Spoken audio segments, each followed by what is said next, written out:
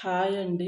నేను ఒక short video తీసిన కదా, దగ్గు దేనివల్ల వస్తుందో డాక్టర్ గారు మాకు చెప్పారండి.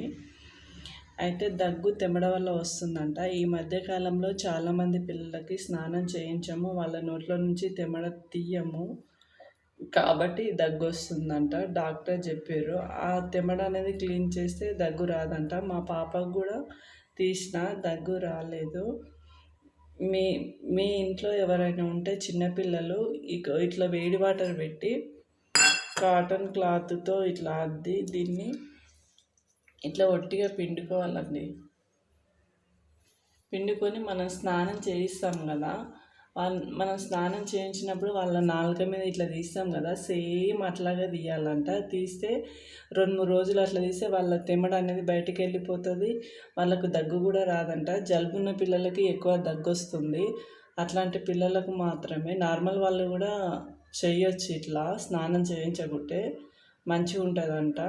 ఒకవేళ 4-5 రోజులు కూడా దగ్గు తగ్గకుంటే అప్పుడు వెళ్ళాలంట. ఒక 2-3 రోజులలో దగ్గు అనేది సెట్ అయిపోతుందని డాక్టర్ చెప్పారు. మా పాపకు తగ్గింది, అందుకే మీకు చెప్తున్నా. ఈ విషయం కూడా తెలియదా అని చాలామంది అనుకోవచ్చు. నాకు నిజంగా తెలియదు. ఇట్లా నాలాగా కూడా కొంతమందికి తెలియకపోవచ్చు అని ఈ వీడియో చేస్తున్నా, ఏమనుకోకండి.